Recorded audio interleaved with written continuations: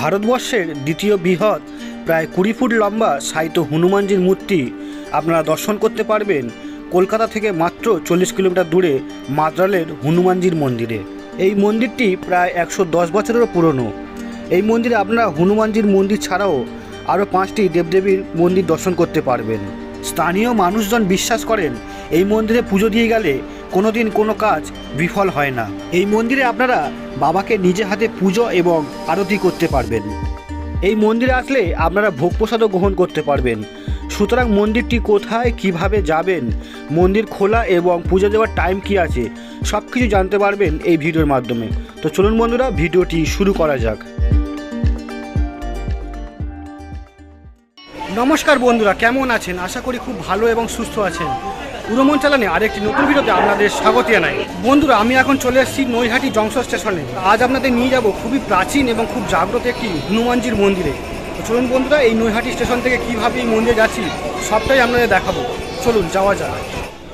বন্ধুরা দেখুন, এই হচ্ছে নৈহাটি স্টেশন। আর এই নৈহাটি স্টেশন থেকে আমরা চলে এলাম ওভারব্রিজের ওপরে। আর ওভারব্রিজে 1 নম্বর স্টেশনে নেমেছিলাম। 1 নম্বর থেকে স্টেশন থেকে আমরা ওভারব্রিজে করে নামবো।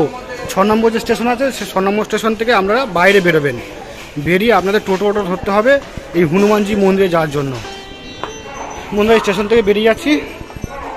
বেরিয়ে গিয়ে এখান থেকে আমরা কিভাবে যাচ্ছি টোটো ধরে সেটা আমরা দেখাবো। বন্ধুরা দেখুন, স্টেশন থেকে বেরিয়ে গেছি। আর বেরিয়ে এখন সামনে এগিয়ে যাচ্ছি, দেখি কোন গাড়িগুলো যায় এই হনুমানজির মন্দিরে।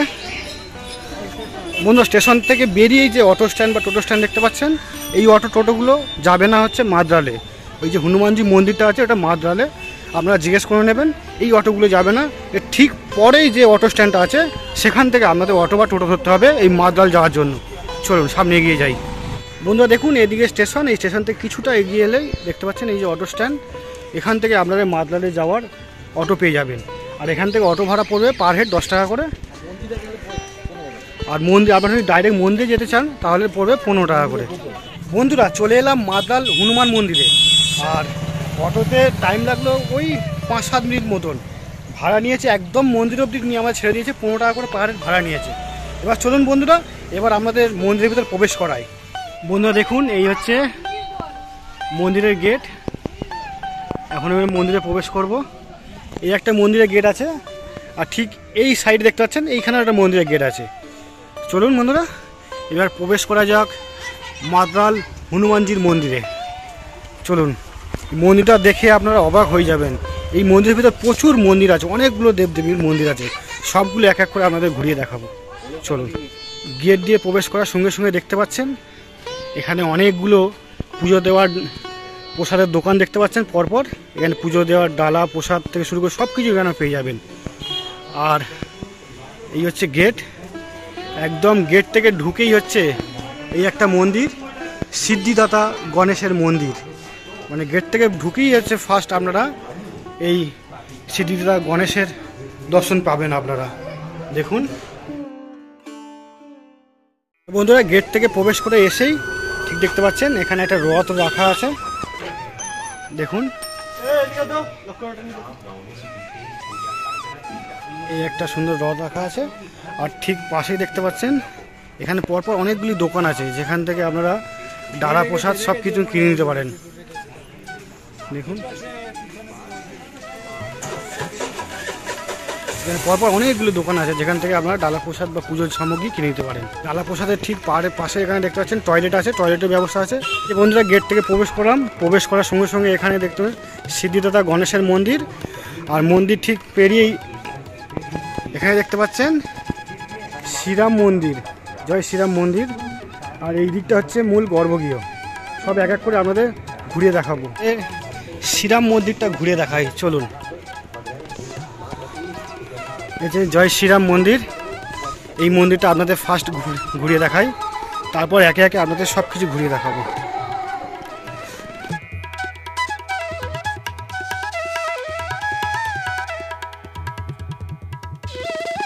বন্ধুরা দেখুন, চলে এসেছি শ্রীরাম মন্দিরে। এখানে আপনারা রাম, লক্ষ্মণ, সীতার দর্শন পাবেন। খুব সুন্দর মূর্তি আছে, আপনারা দর্শন করে নেবেন।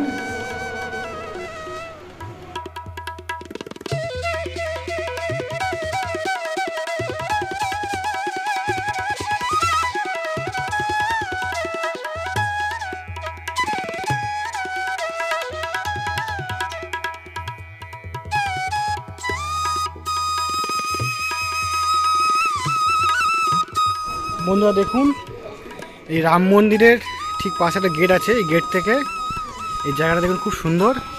এখানে দেখতে পাচ্ছেন মা অন্নপূর্ণা মন্দির আছে। এই মন্দিরটাও আপনাদের দর্শন করাবো। চলুন এক এক করে আপনাদের সব কিছু ঘুরে দেখাই। প্রথমেই আপনাদের দর্শন করালাম জয় শ্রীরাম মন্দির, যেখানে আপনারা রাম লক্ষ্মণ সীতার দর্শন পেলেন এবং রাধাকৃষ্ণের মূর্তির দর্শন পেলেন। এবার বন্ধুরা চলুন আপনাদের মেন গর্ভে গিয়ে হনুমানজির মন্দির বা হনুমানজির দর্শন আপনাদের করাই।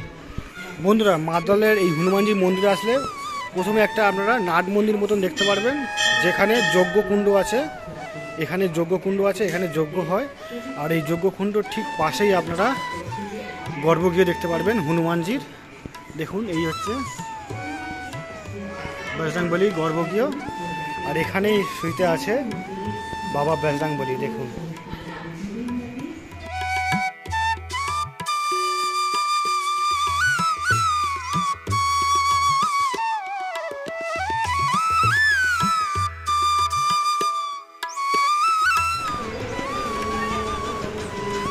দেখুন বন্ধুরা, এই হচ্ছে গর্ভগৃহ। চলুন বন্ধুরা এবার গর্ভগৃহের মধ্যে প্রবেশ করা যাক।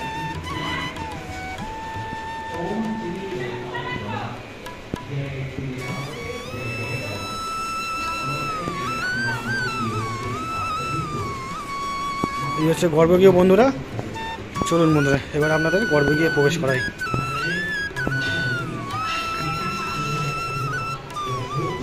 বন্ধুরা এই হচ্ছে হনুমানজির গর্ভগৃহ। দেখুন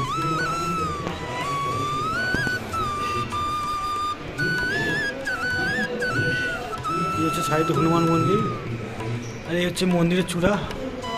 দেখুন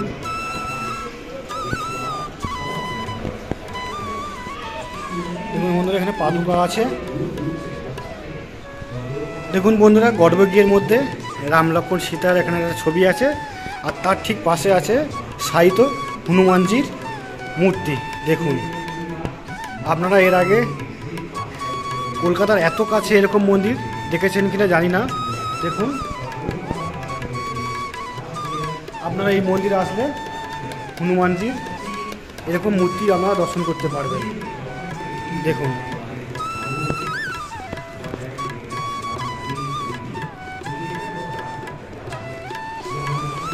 আর এই মন্দিরটা দেখুন, গর্ভগৃহটা অনেকটা নিচে, ওপরে হয়েছে রাস্তা। এখান থেকে নিচে নেমে এসে আপনাদের এই গর্ভগৃহে প্রবেশ করতে হবে হনুমানজি মন্দিরে, হনুমানজিকে দর্শন করার জন্য। বন্ধুরা দেখুন এই মূল গর্ভগৃহের থেকে ঠিক এগিয়ে এলে এখানে দেখতে পাচ্ছেন আরতি করার জন্য সেই আরতি যন্ত্র এখানে রাখা আছে। দেখুন একটা এখানে সাহিত্য হনুমানজির আছে, আপনারা এখানে এসে আরতি করতে পারবেন।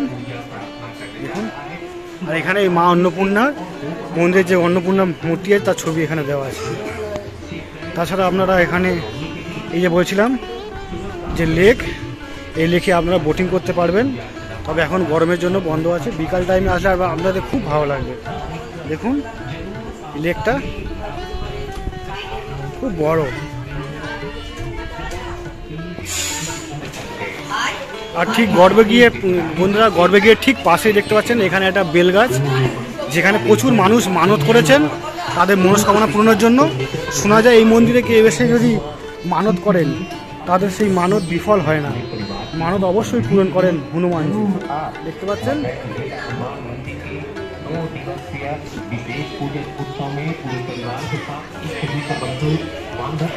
আর এখানে দেখেন অনুদান কেন্দ্র, যেখানে আপনাদের প্রসাদ দেওয়া হচ্ছে হনুমানজির।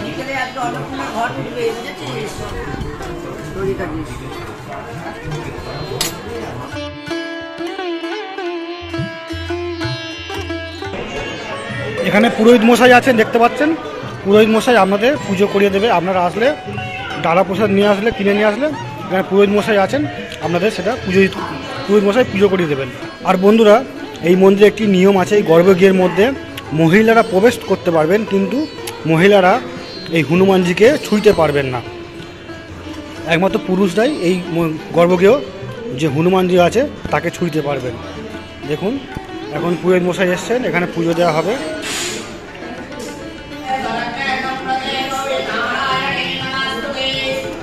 ओम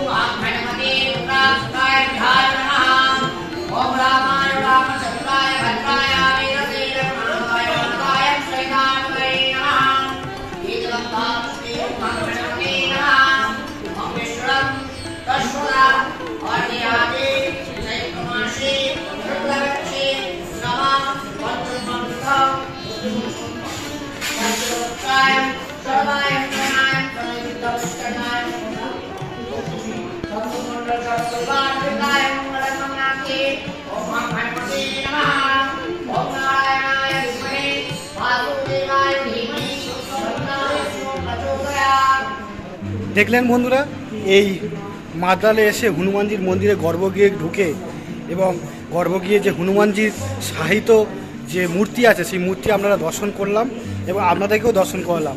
খুব সুন্দর এই মূর্তি, একদম মন ভরে যাবে। আপনারা আসুন, এই মাদ্রালে আসলে কলকাতার খুব কাছে, আপনারা আসলে এরকম সাহিত্য হনুমানজির মূর্তি আপনারা দর্শন করতে পারবেন। আর এখানে আসলে অনেকগুলো মন্দির আছে, দেখতে পাচ্ছেন। এখানে প্রথমে আপনারা দেখালাম রাম লক্ষ্মণ সীতার মন্দির, আর এটা হচ্ছে হনুমানজির মন্দির, পাশে আছে গণেশজির মন্দির, আর পিছনে আছে অন্নপূর্ণা মন্দির এবং তার সঙ্গে আছে মহাদেবের মন্দির। এখানে আসলে আপনারা অনেকগুলো মন্দির একসাথে দর্শন করতে পারবেন। এছাড়া পাশে আছে বড় লেক, যেখানে আপনারা বোটিং করতে পারবেন। এছাড়া বিকাল টাইমে আসলে বাচ্চাদের জন্য একটা পার্ক আছে, সেই পার্কেও আপনারা টাইম কাটাতে পারবেন। এক কথায় এই মন্দিরে আপনারা আসলে খুব সুন্দর টাইম কাটাতে পারবেন। তাহলে বন্ধুরা চলে আসুন, আপনারা পরিবার পরিজন নিয়ে এই মন্দিরে, আপনাদের খুব ভালো লাগবে। বন্ধুরা এই গর্ভগৃহে পুজো দিয়ে এবং এবার প্রসাদ খেয়ে এবার এগিয়ে যাচ্ছি মা অন্নপূর্ণা মন্দিরের দিকে। আর দেখুন এখানে ড্রিঙ্কিং জলের ব্যবস্থাও আছে, কোনো অসুবিধা হবে না আপনাদের। বন্ধুরা গর্ভগৃহের ঠিক পাশ দিয়ে এবার প্রবেশ করছি অন্নপূর্ণা মন্দিরে যাওয়ার জন্য। আর অন্নপূর্ণা মন্দিরে যাওয়ার যে জায়গাটা, পরিবেশটা দেখুন কত সুন্দর। পাশে ওই যে লেক, আর এখানে দেখতে পাচ্ছেন বলছিলাম একটা পার্ক আছে।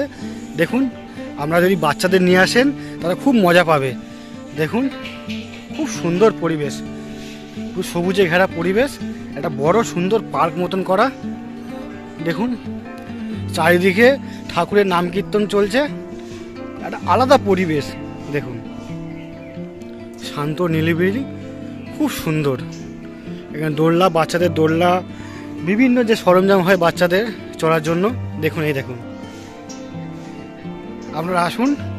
আর ওই দিকটা ঠিক আছে হচ্ছে গোশালা, একদম সোজা আছে গোশালা। চলুন আপনাদের ওই দিকটাও একটু ঘুরে নিয়ে আসি। আর এখানে দেখতে পাচ্ছেন দোলনাও আছে। বন্ধুরা ঠিক এই দিকটা হচ্ছে আসলাম, এই দিকটা হচ্ছে হনুমানজির গর্ভগৃহ। এই দিকটা আস্তে আস্তে এসে সোজা চলে আসবেন। এখানে আছে নন্দী মহারাজ আছে, আর এখানে আছে শিব মন্দির। এই শিব মন্দিরটা আপনাদের দর্শন করাই। চলুন, উপর দেখতে পাচ্ছেন খুব বড় একটা মন্দির, ওম নমঃ শিবায়, শিব মন্দির। চলুন বন্ধুরা শিব মন্দিরটা আপনাদের দর্শন করাই।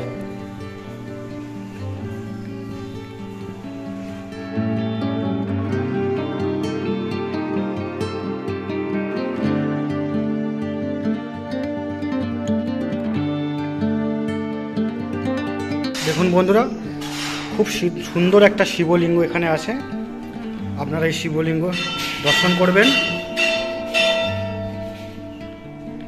চলুন বন্ধুরা শিবলিঙ্গ দর্শন করে এবার আমরা যাব মা অন্নপূর্ণা দর্শন করার জন্য। চলুন বন্ধুরা শিবলিঙ্গ দর্শন করে এবার আমরা যাচ্ছি মা অন্নপূর্ণার মন্দিরে।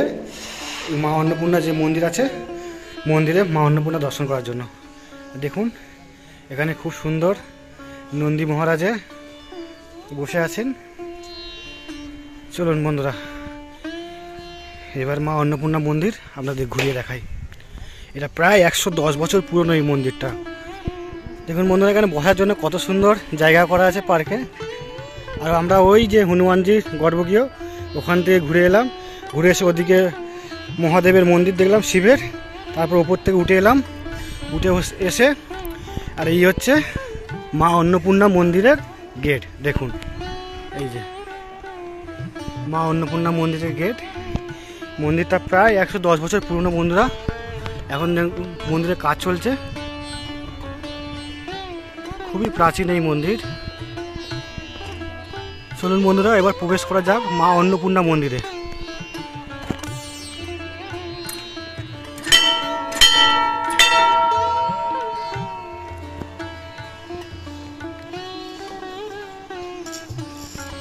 এই হচ্ছে মা অন্নপূর্ণা মন্দির। দেখুন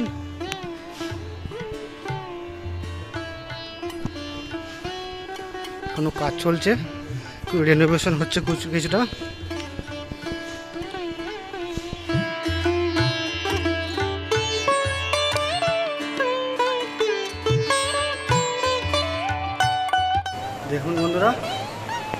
সুন্দর।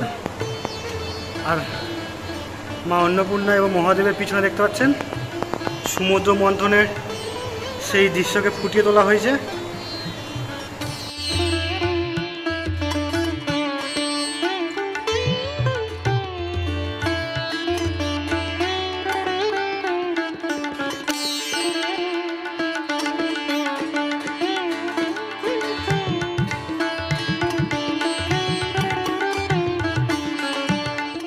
বন্ধুরা, আমি এখন আছি মাদ্রালের মা অন্নপূর্ণা মন্দিরে।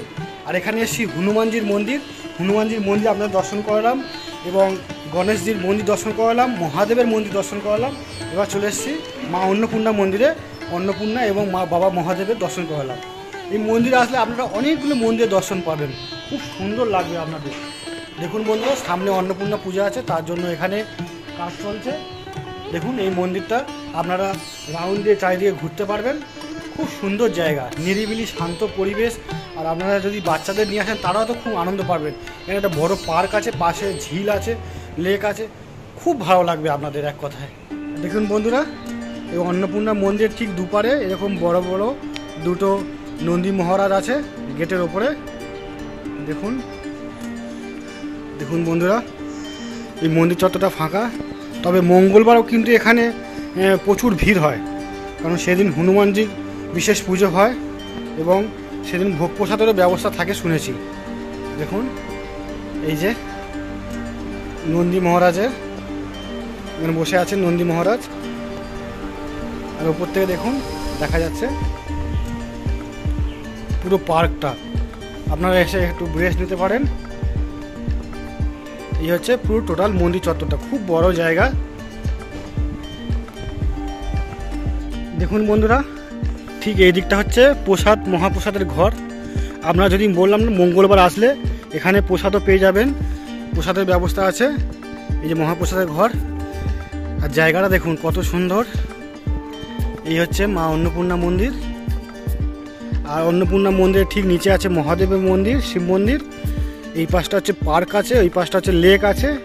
আর এই দিকটা আছে হচ্ছে রাম লক্ষ্মণ সীতার যে মন্দির, রাম মন্দির।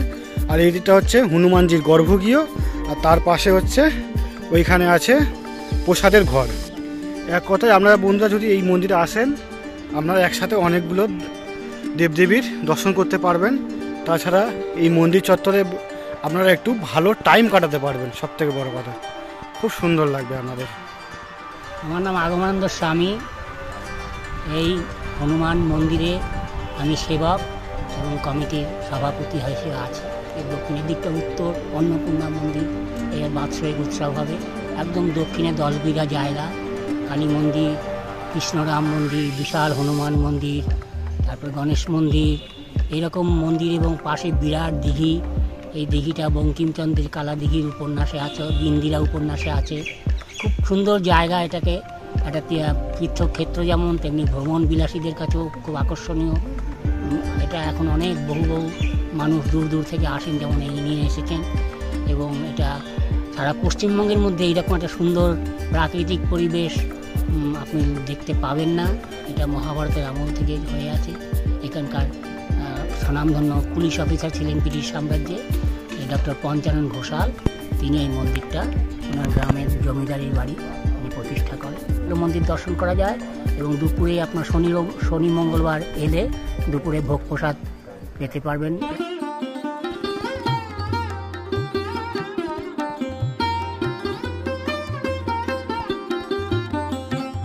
তো বন্ধুরা, এই মাদ্রালে এসে হনুমানজির গর্ভে গিয়ে সাহিত্য হনুমানজিকে আপনাদের সুন্দরভাবে দর্শন করালাম এবং দর্শন করালাম রাম মন্দির এবং দর্শন করালাম মহাদেবের মন্দির এবং দর্শন করালাম অন্নপূর্ণা মন্দির। তাহলে বন্ধুরা, এই মাদ্রালে হনুমানজির মন্দিরের ভিডিওটি আপনাদের কেমন লাগলো?